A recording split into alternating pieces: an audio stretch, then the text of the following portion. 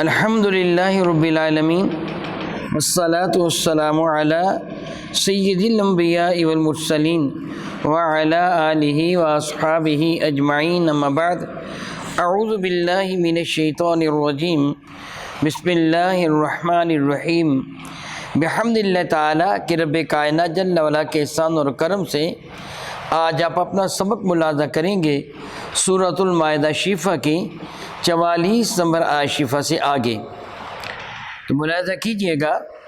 اعوذ باللہ من الشیطان الرجیم بسم اللہ الرحمن الرحیم وَكَتَبْنَا عَلَيْهِمْ فِيهَا أَنَّ النَّفْسَ بِالنَّفْسِ وَالْعَيْنَ بِالْعَيْنِ وَالْأَنْفَ بِالْأَنْفِ وَالْأُذُنَ بِالْأُذُنِ وَالسِّنَّ بِالسِّنِّ وَالْجُرُوحَ قِصَاصٌ فَمَن تَصَدَّقَ بِهِ فَهُوَ كَفَّارَةٌ لَّهُ وَمَن لَّمْ يَحْكُم بِمَا أَنزَلَ اللَّهُ فَأُولَٰئِكَ هُمُ الظَّالِمُونَ۔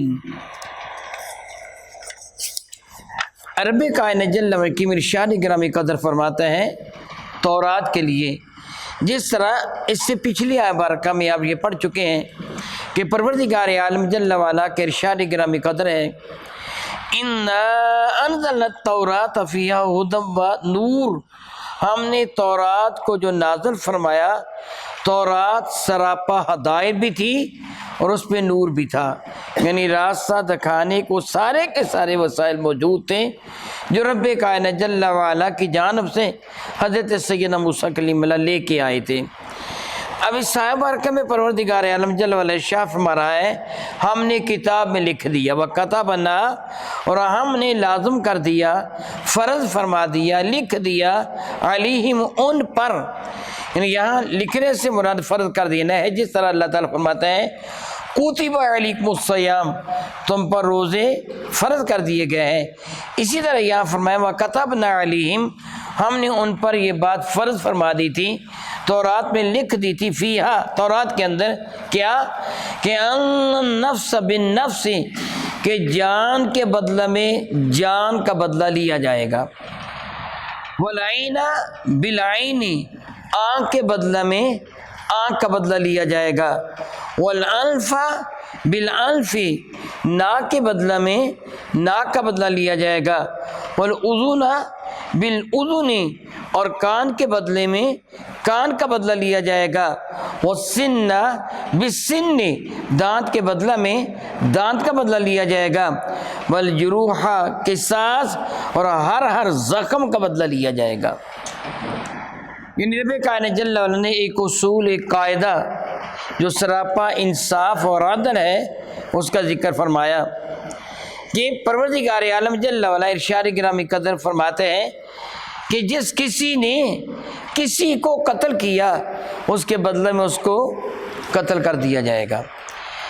قرآن مجید فرقان میں نے یہ خبر دی، میرے اور آپ کے کریم آقا تاجر بوجم شفیع معظم رحمت عالم صلی اللہ تعالی علیہ وآلہ وبرکہ وسلم دنیا میں کسی سے بھی نہیں پڑھے تھے، بلکہ کوئی بھی نبی دنیا میں کسی سے نہیں پڑھا، یعنی نبی دنیا میں کسی کا شاگرد نہیں بنا، نبی کو براہ راست رب کائنات نے علوم لدنی عطا فرمائے ہیں، نبی کو رب کائنات جل وعلا سکھا کے بھیجتا ہے۔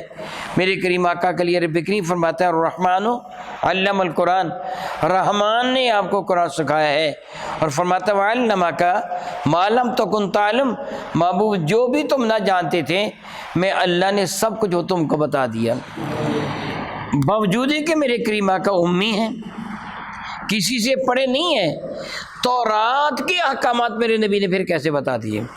جس طرح آپ قبل ازیں بھی سن چکے ہیں کہ انہوں نے رجم کے سلسلہ میں، یعنی بدکاری کے سلسلہ میں 12 سال باب میں وہ رابطہ کیا تھا کہ جو اس کے مرد اور عورت نے بدکاری کی تھی، میرے کریم آقا نے جو ان کو سزا دی جو تورات کے مطابق تھی، میں تورات میں یہی ہے۔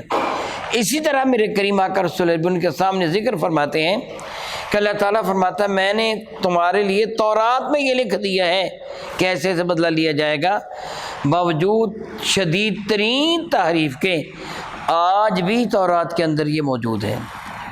بدلے کا یہ طریقہ آج بھی تورات کے اندر موجود ہے۔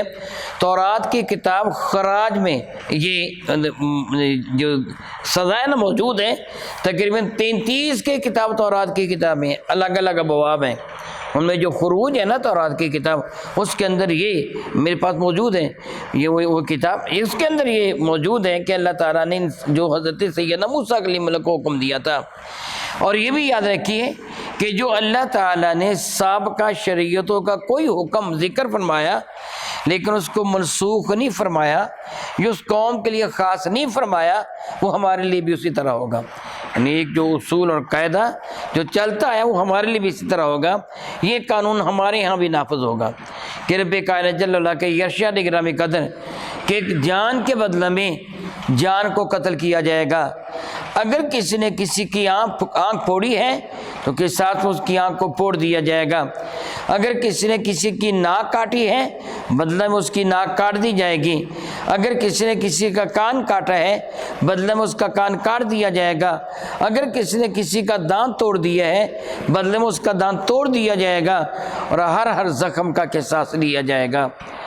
وَلَكُمْ حَيَاتٌ فِي الْقِصَاصِ یا اولو الالباب، قصاص میں زندگی ہے اے عقل والو۔ یعنی اگر قصاص جس طرح آپ اچھی طرح جانتے ہیں، میں اس کی ایک مثال دے کے آپ کو سمجھاتا ہوں، انشاءاللہ تعالی بات سمجھ آ جائے گی۔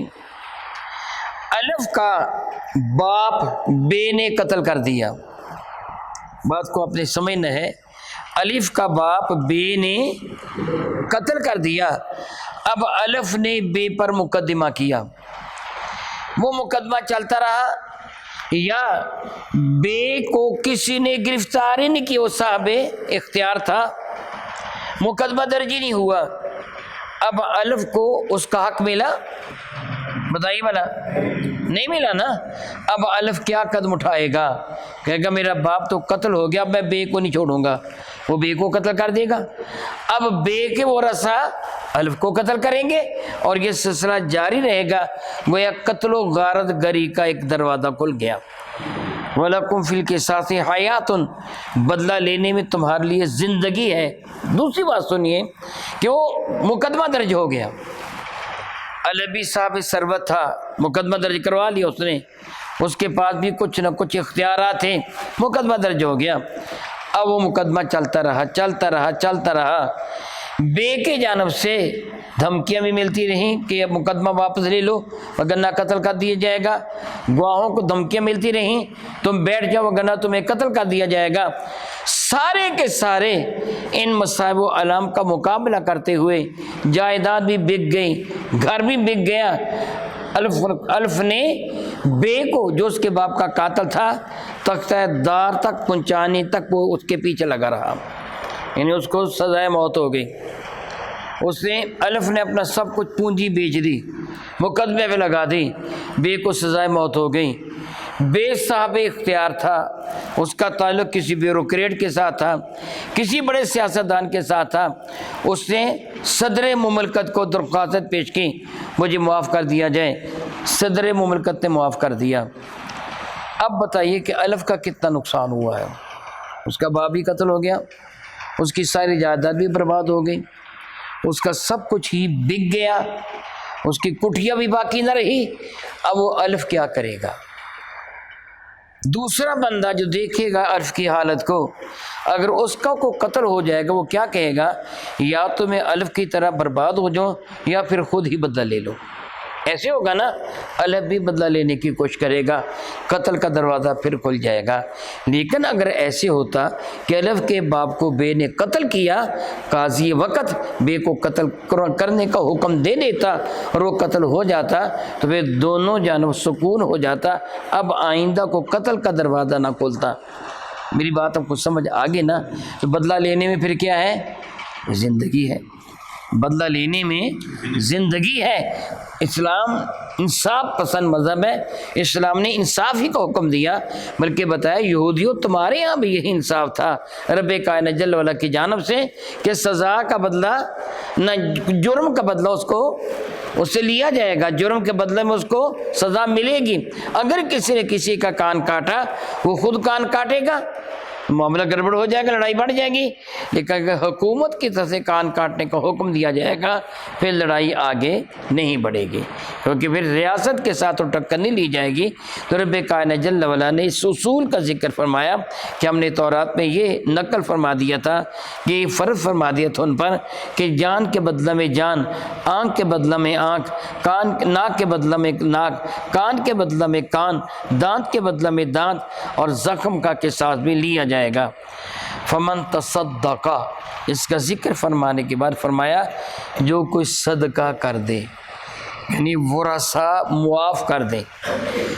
اگر وہ مقتول ہے، مقتول کے جو ورثہ ہیں وہ قاتل کو معاف کر دیں، یا وہ بندہ جس کو زخمی کیا گیا، جس کا ناک توڑا گیا، جس کا کان کاٹا گیا، جس کا دانت نکالا گیا، لا حاضل قیاس، وہ خود معاف کر دیں تو میرا اللہ ارشاد فرماتا ہے فَهُوَ کفارۃ لہ، وہ معاف کرنا اس کے گناہوں کا کفارہ ہو جائے گا۔ سبحان اللہ و بحمدہ، یہ بندہ معاف کرے گا تو رب کائنات جل وعلا اس کے سارے گناہوں کو معاف فرما دے گا۔ یعنی رب کائنات نے گویا ایک ترغیب دے دی۔ اب سبحان اللہ تعالی و بحمدہ، یہ ایک سنہری اصول دیکھیے، معاف کرنے کی گویا ترغیب دی گئی ہے، تو معاف کر دو۔ اگر کوئی بدلہ لے بھی لے گا، کان کے بدلہ میں کان کٹ گیا، ہاتھ کے بدلہ میں ہاتھ کٹ گیا، پاؤں کے بدلہ میں پاؤں کٹ گیا، حاضل کیا بدلہ لے بھی لے گا تو اس کا کوئی فائدہ تو بظاہر نہ ہوگا نا اس کو۔ یعنی خدا نخواستہ اگر کسی نے کسی کا ہاتھ کاٹا تھا، اس کے بدلہ میں قاضی کو حکم سے اس کا ہاتھ کاٹے کو حکم دے دیا گیا، تو جس کا ہاتھ کاٹا تو اس کا ہاتھ واپس تو نہیں آئے گا۔ بات سمجھ گیا نا؟ کان کاٹا گیا، ناک کاٹا گیا، آنکھ پھوڑی گئی، واپس تو نہیں آئے گی نا۔ البتہ دوسرا بھی ہاتھ کٹا ہو گیا، یا کان کٹا ہو گیا، یا ناک کٹا ہو گیا، یا وہ بھی کانا یا اندھا ہو گیا، وہ ایسی ہوا نا کہ ایک انسان میں نقص آ گیا، لیکن پہلے کا فائدہ کو ہوا کوئی نہیں ہوا نا۔ لیکن اگر پہلا معاف کر دے گا تو اس کا صلہ کیا ملے گا؟ اس کے سارے گناہ معاف کر دیے جائیں گے۔ تو کیا وہ پسند کرے گا کہ چلو پھر ایسے کرتا ہوں، میں معاف کر دیتا ہوں۔ جب یہ معاف کرے گا تو معاشرے میں کتنا امن قائم ہو جائے گا، کس قدر ایک سہولتیں دوسروں کے لیے پیدا ہو جائیں گی۔ پھر وہ پوری زندگی اس کا احسان مند رہے گا کہ اگر میں یہ مجھے معاف نہ کرتا تو میرا ہاتھ بھی کٹ جاتا، میری آنکھ بھی پھوڑ دی جاتی، وہ بھی احسان مند رہے گا۔ اور لیکن اگر کوئی قاتل مقتول کے ورثہ، جس طرح قبل ازیں میں بیان کر چکا ہوں کہ ایک قاتل 3 کا حق ضائع کرتا ہے، ایک قاتل 3 کا مجرم ہوتا ہے، وہ 3 کا حق ضائع کرتا ہے۔ ایک قاتل، پہلا حق اللہ تعالیٰ کا ہے کہ اللہ تعالیٰ نے اسے منع کیا تھا کسی کو قتل نہ کرنا، اس نے قتل کر دیا۔ موت و حیات اللہ تعالیٰ کے دست قدرت میں ہے، اس نے اپنے ہاتھ میں لینے کی کوشش کی، بہت بڑا جرم کیا اس نے۔ اللہ تعالیٰ جل وعلا کا یہ مجرم ہے، اللہ تعالیٰ کے حضور یہ گناہ گار ہے، بہت گناہ گار ہے۔ دوسرا حق تھا مقتول کے ورثاء کا، اگر وہ کسی کا باپ تھا تو اولاد سے اس کا باپ چھین لیا، اگر وہ خامد تھا تو بیوی سے اس کا خامد چھین لیا، اگر وہ بیٹا تھا تو والدین سے ان کا بیٹا چھین لیا، علی حاضر القیاس۔ اب اس کی ورثاء کو حق حاصل ہے، خواہ اسے اس کے بدلہ میں قتل کروا دیں، یا پھر رقم دیت خون بہا لے کر صلح کر لیں، یا پھر چاہیں تو اللہ کی رضا کے ان کو معاف کر دیں، یہ ان کی مرضی ہوگی، یہ حق ان کا ہے۔ تیسرا حق اس مقتول کا تھا جس کی زندگی کا چراغ گل کیا گیا، اگر اس نے اپنے رب سے بھی معافی مانگ لی، مقتول کے ورثاء کو بھی راضی کر لیا، ان کو بھی روپے پیسے دے دیے، یا ان سے معافی مانگ لی، وہ راضی ہو گئے جس طرح بھی، یا پھانسی بھی لگ گیا، جو بھی صورتحال ہوئی، یہ 2 کے حق تو ابھی پورے ہوئے ہیں، تیسرے کا حق تو ابھی باقی ہے۔ میرے نبی فرماتے قیامت کے دن مقتول اسی حالت میں جس سال میں اس کو قتل کیا گیا تھا، اپنی وہی حال لے کے بارگاہ رب العزت میں حاضر ہوگا اور عرض کرے گا پروردگار عالم مجھے بتایا جائے اس سے مجھے کیوں قتل کیا ہے، مجھے اس سے بدلہ لے کے دیا جائے۔ پھر اللہ تعالیٰ چاہے تو معاف کر دے، چاہے تو اس کے بدلے میں اس کو جہنم میں ڈال دے۔ تو یہ تیسری صورت ہے۔ تو یہ پہلی جو صورتیں میں بیان کر چکا ہوں، رب کریم شان گرم قدر فرماتا ہے، اور یاد رکھو وَمَن لَّمْ يَحْكُمْ بِمَا أَنزَلَ اللَّهُ، جس کسی نے فیصلہ نہ کیا اس کے مطابق کہ جو اللہ نے نازل کیا ہے، معاذ اللہ فاولئک هم الظالمون، یہی وہ لوگ ہیں کہ جو ظالم ہے۔ پچھلی برکہ میں آپ نے کیا پڑھا؟ میں وہی سنا دیتا ہوں آپ کو، یہ تو 45 نمبر آئے برکہ تھی نا، 44 نمبر آئے برکہ کا آخری جملہ کیا ہے؟ وَمَن لَّمْ يَحْكُم بِمَا أَنزَلَ اللَّهُ، جس کسی نے فیصلہ نہ کیا اس کے مطابق کہ جو اللہ نے نازل کیا، فَأُولَٰئِكَ هُمُ الْكَافِرُونَ، وہ کافر ہیں۔ پچھلی برکہ فرمایا وہ کافر ہیں، اس برکہ فرمایا وہ ظالم ہیں۔ اللہ یعوذ باللہ تعالیٰ ثم اللہ یعوذ باللہ تعالیٰ۔ اب ذرا غور کیجئے کہ پاکستان میں جو مقدمات ایسے ہوتے ہیں، جو بھی ایسے مقدمات ہیں، کیا ان کے فیصلے قرآن و سنت کے مطابق ہوتے ہیں؟ نہیں ہوتے۔ پھر فیصلہ کرنے والا قاضی کیا ہے؟ جو جج ہے فیصلہ کرنے والا، پھر وہ کیا ہے؟ دیکھیے اللہ تعالیٰ جل وعلا کے ارشاد گرامی قدر ہے، پچھلی برکہ فرمایا جو اللہ کے نازل فرمودہ قرآن کے مطابق فیصلہ نہیں کرتا وہ کافر ہے۔ اس آیہ برکہ فرمایا جو اللہ تعالیٰ کے نازل فرمودہ قرآن کے مطابق فیصلہ نہیں کرتا وہ ظالم ہے۔ اب دیکھیے کہ پھر وہ قاضی کیا بنا، وہ جج کیا بنا، اور حکومت کیا بنی؟ اعوذ باللہ تعالیٰ ثم اعوذ باللہ تعالیٰ۔ میں اللہ سے توبہ کرتا ہوں یہ جملے کہہ رہا ہوں، ذرا غور کیجئے۔ پھر وہ وکیل جو مقدمہ لے کے جاتے یہاں تک پہنچاتے وہ کیا بنے؟ وہ بھی اس کو کہتے ہیں کہ تو فیصلہ کر، مگر قرآن و سنت کے مطابق نہیں، وہ قانون کے جو پاکستان کا بنا ہوا قانون بندوں کا بنایا اس کے مطابق فیصلہ کرواتے ہیں۔ پھر سارے کا سارا جب معاملہ ایسے ہوگا تو پھر کس طرح ہم کہہ سکتے ہیں مولا تعالیٰ ہم پر اپنی رحمت نازل فرما؟ پھر مسلمانوں پہ کس طرح رحمت نازل ہوگی جب مسلمان قرآن و سنت کے مطابق فیصلہ ہی نہیں کرتے ہیں؟ اللہ یعوذ باللہ تعالیٰ ثم اللہ یعوذ باللہ تعالیٰ۔ تسلیم ہم کرتے ہیں وہ فیصلہ جو قرآن و سنت کے خلاف ہوتا ہے، ہم اس کو مانتے ہیں اور وہ کروانے کی کوشش کرتے ہیں۔ اللہ یعوذ باللہ تعالیٰ ثم اللہ یعوذ باللہ تعالیٰ۔ پھر یہ معاشرہ اس لیے آج کا معاشرہ اس قدر وہ ذلت کا شکار ہو رہا ہے کہ ہم نے قرآن مجید فرقان مجید کو چھوڑ دیا۔ درس قرآن اگر ہم نے نہ بلایا ہوتا، یہ زمانہ نہ زمانے نے دکھایا ہوتا۔ اللہ یعوذ باللہ تعالیٰ ثم اللہ یعوذ باللہ تعالیٰ۔ رب کریم ارشاد فرماتے ہیں کہ جو اللہ کے نازل فرمودہ اس قرآن کریم کے مطابق فیصلہ نہیں کرتے یہ وہ لوگ ہیں جو ظالم ہیں۔ او کما قال اللہ تبارک و تعالی واللہ تعالی اعلم باسرار کتابہ۔